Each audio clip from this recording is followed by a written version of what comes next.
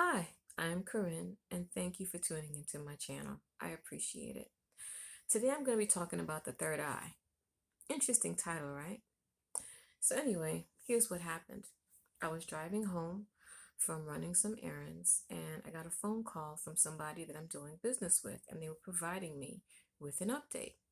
So, I asked them a question, and they got offended.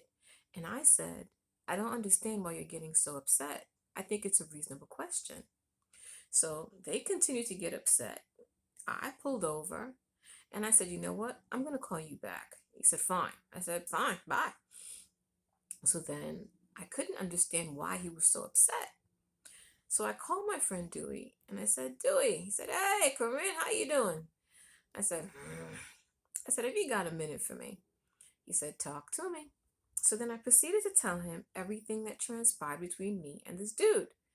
And I said, this is obviously a trust issue. He said, that's not the issue. He said, did you know I used to do his line of work for 5 years? I said, really? He said, yep. And then he broke down what the issue was. He said, okay, so now this is what you're going to do. You're going to call him back and you're going to apologize. And I said, okay, I'll call you back.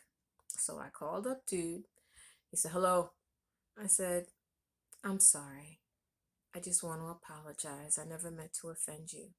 And then I explained to him, the scenarios that I encountered, which is why I asked him the question.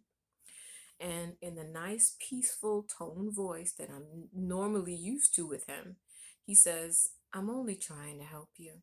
And I said, I know, and I thank you, and I appreciate everything that you're doing for me.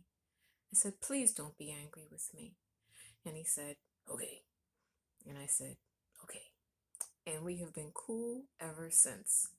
So, the moral of the story, sometimes you may have your idea of what's wrong, but you could be completely wrong. So, my suggestion is to get a third eye, meaning a different perspective. But it can't just be anybody's perspective.